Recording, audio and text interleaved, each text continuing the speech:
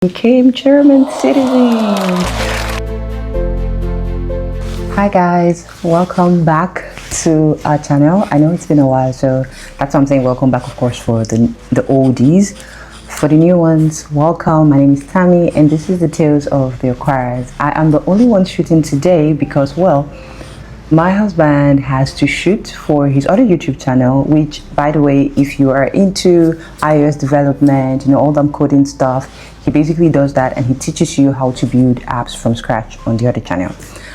I didn't want to wait too long to post this video, so that's why I'm making this video today. I know it's been a while, life has been lifing, but I do have an update. As you can already see from the title, we became German citizens. Okay, so let's dive right into it. I brought my notepad and my pen. Let's start. We became German citizens, I think at the beginning, first 2 days or the first day of May, can't remember. We became German citizens and here is how the process went. First of all, if you did not know, I have been living in Germany for about 7 years now. I moved into Germany as a student and then I met my husband about 4 years ago. So he came into Germany with a job offer. So he got an offer directly from Nigeria that moved him to Germany. The previous law used to be that you can only become a German citizen after living in Germany for 8 years. I was waiting for my 8-year mark. And then in 2024, right before I gave birth to my daughter, the new law came into place. Or actually, it came in just after I gave birth to my daughter. And the law was that you could now become German citizens after 5 years. So the 5-year track came into play, which meant that I was eligible at that point. But here's the tricky part. Because I wasn't even planning on it, I hadn't written all the exams that were required of me to become a German citizen. So now, what are the requirements to actually being a German citizen? I'm going to tell you the two tracks, right? I came in as a student. I'm going to tell you the process of, being a student and getting there, and the process of actually coming as a full-time employee and getting there. As a student, it depends on the years of your program. It could be 2 years if you're doing a master's or 1.5, or it could be about 3 or 3.5 years if you're studying for a bachelor's. The good thing is that time counts. The time that you're a student in Germany actually counts for you towards your citizenship. For me, my program was about 2 years. After the program, it is required that I had to work full-time for a minimum of about 2 years to become a permanent resident, which meant 4 years, right? So 2-year program, 2-year working full-time, 4 years. And then by the 5th year, I could be a German citizen. That was pretty much the track that I followed. I changed my visa so many times, I changed my residence permit so many times, but I'll get into that on the next step.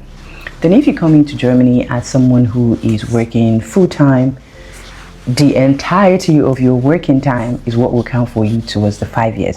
So as opposed to someone who basically came in as a student and needed to work full-time for about 3 years, you who comes in with the job offer needs to work for the entirety of the 5 years before you're eligible for the passport, right? So that's pretty much how it works. So students sort of not like they get it faster, but they have somewhat of lesser requirements in the sense of the time that they were students also counts. But it's not just duration, it's the fact that you should be fully employed at the time. The next thing, of course, for you is that you should be paying your pension, which is automatic if you have a full-time job. So you would automatically be paying towards your pension contribution in the country. You'll be required to submit your pension history, and that's one of the things they used to actually check. Did you actually work full-time for this period of time? Another thing that is required of you, there are two options. So it's either the Leben in Deutschland exam, which is an integration exam, or it's the Einbürgerungstest, which is the naturalization test. So these two tests, any of them you write is fine. The Einbürgerungstest, which is the one that I wrote, is basically history of Germany, the political history and all that about Germany, the states. There were 33 questions. 30 of those questions is a nationwide question, and then 3 would be directed exactly to the state that you are from or the state that you are living in.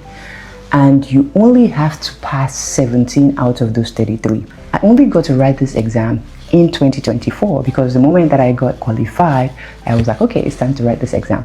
So I wrote it in 2024, I think around December. And at the time, I had my permanent residency, so for me, there was no rush. I wrote the TELC one. There are different types, the GOTE, the TELC. It was really good in the sense that I took classes, I did exam preparation classes as well, so that really helped me to prepare for the exam, and I passed the exam once. First of all, I had to wait for my result for the hypogonics test to be out, which took about 4 to 6 weeks-ish. It came out in like January, and then I had to start preparing for the other exam. Also, it was a bit hard to find appointment. That was one thing, to even find the appointment for the exam. And the exam only cost, like the hypogonics test only cost about 25 euros, but to find an appointment to get like an exam slot was quite hard. Anyway, I found it and I registered for the exam and I wrote that one. So by July, yes, exactly, by July, I think July or first week of August. By July or first week of August, the result was out for the German B1. You actually need a B1 German language certificate, and the result was out at this time. That was now July 2025. I put in my application in August 2025. I heard that if you're applying with family, the processing time would be shorter. So I was so delusional and I thought, okay, in 3 months, my passport or my application will be approved, and you know, all this would happen in 2025. Well, yeah, you can as well laugh at me. That wasn't the case. I applied in August 2025, and then it took December 2025, which was like, I think like the 5th month, I hadn't heard anything from them. So I was beginning to panic, because when I tried to reach out to them on their website, I realized that I was supposed to have some reference number. I didn't even have a reference number. All I had was a transaction number to show that I had paid, but I didn't have a reference number, or more like a case number, which then made me realize nobody has even picked up my case. But I decided to still send them an email, and what I started doing was I was sending them, because I had heard from someone that I needed to sort of reach out to them and give them updates of my situation. Say, send them my pay slip from my employer every month. I should still tell them that my address is the same, like nothing has changed. If anything has changed, I should let them know. So I did that in December, send them all of the pay slip from August to December, the time I was waiting, and nobody responded. I did it again at the end of January, nobody responded. I did it again in February. At this time, I was just like, okay, what's going on? So in March, my friend Ada had told me about a specific format that she had used to send this email to them. And she was like, oh, try this out, because I did it and they responded to me in about a week.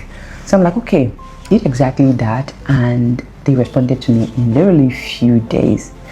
And they were asking for my payslip for the month of March. Now we were in the middle of March, so obviously I didn't have a payslip. So they asked for a payslip, they asked for a confirmation of my employment from my employer. Those were the two things that they asked for. So I had the confirmation, but I didn't have the payslip because it was like middle of March. I think it was 17th of March. So I replied them with the confirmation of the employer and told them that my payslip wasn't ready. Nobody answered me for like a week, and in 1 week I had gotten the payslip. So I just simply replied again, sending the payslip to them, and then sending them the confirmation of employment from my employer again to say, oh yeah, I've gotten it now, so these are the things that you asked for. I think about another week again, nobody responded.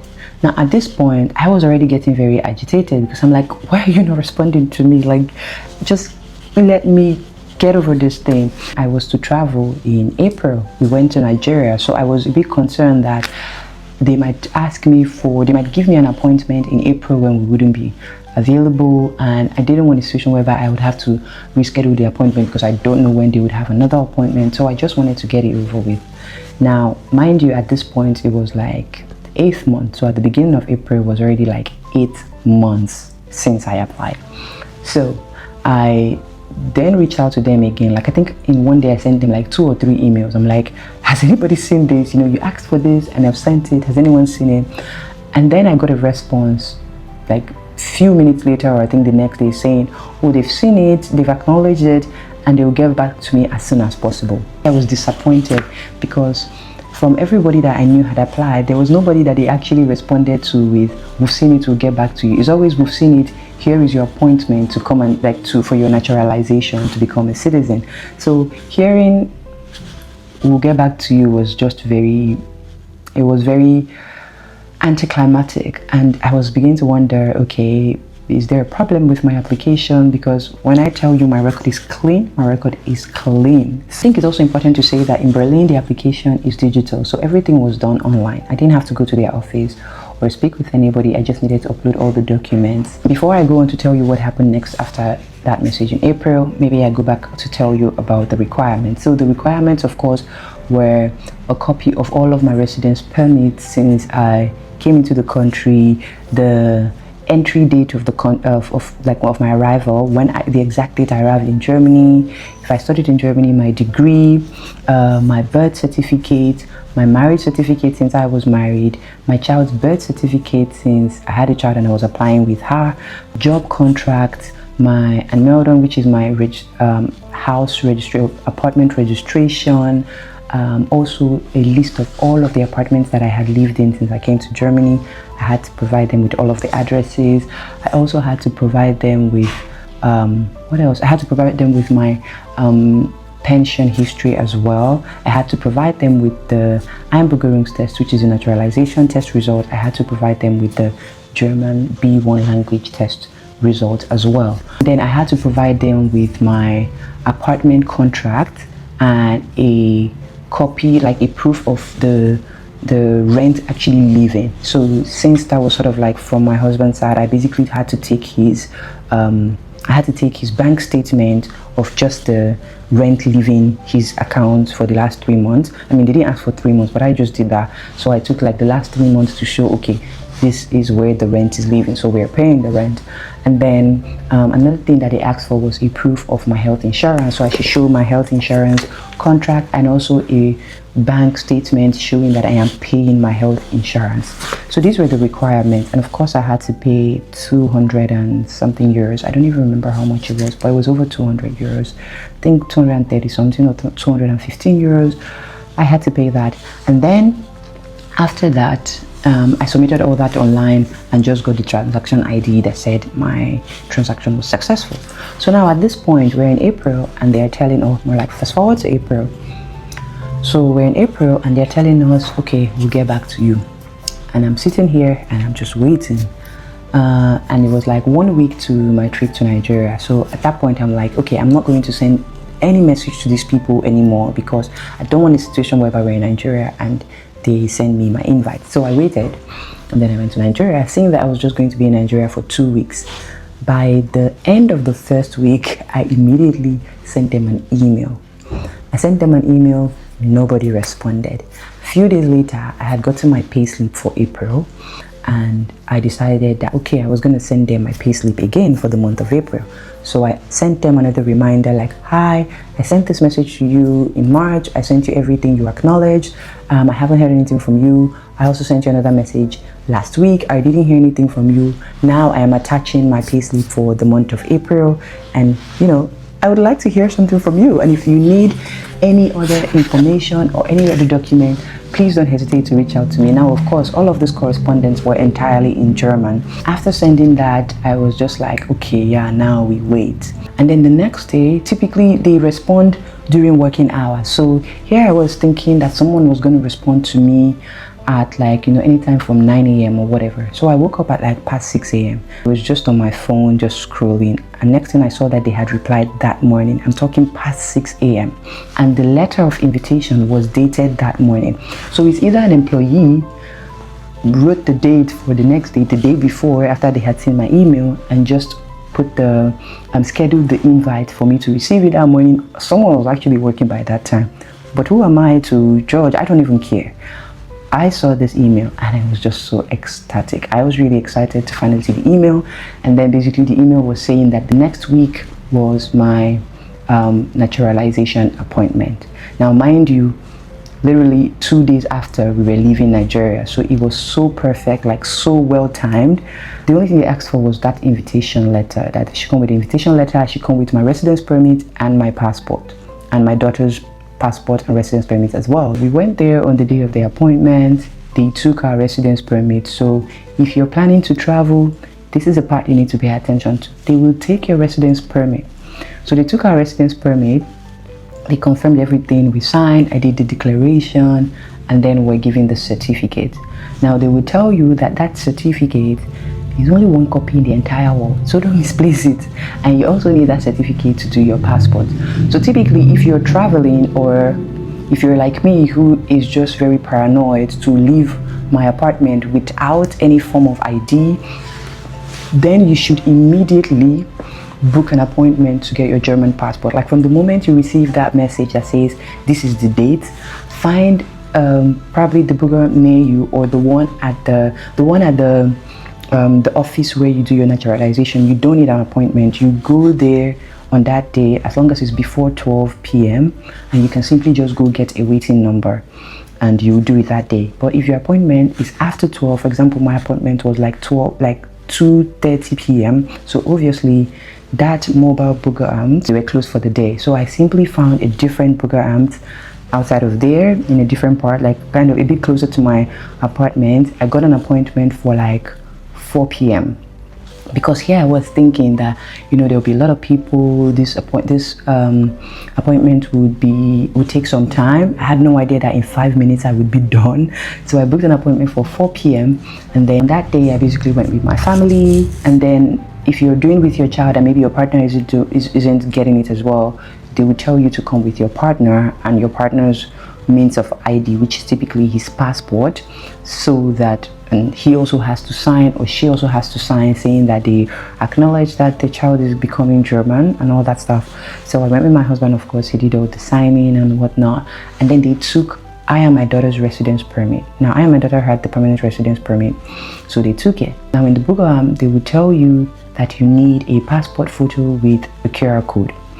This is not something you can do at home. Like if you have a camera at home, you can take a passport, but I don't know how you would get the QR code. So typically you would have to take a passport photo at a studio that specifically does this, or you can take the passport photo at the office where they will be doing your passport. For me, like your German passport. So for me, I took my passport right there at the office. But my daughter was sick, so she just was not having it and refused to stay for her photo, which meant that, well, we had to then take her to a studio, get the passport, and then bring it back to the office the next day. And then we did the express. The express is 4 to 5 days max. So we did the express because, well, we were planning to travel, which is happening in a few days, by the way. And I needed to be sure that we had our passport ready. So we did the express, and then we also did our national ID as well. Because again, remember, I am very paranoid and I cannot leave my apartment without any means of ID.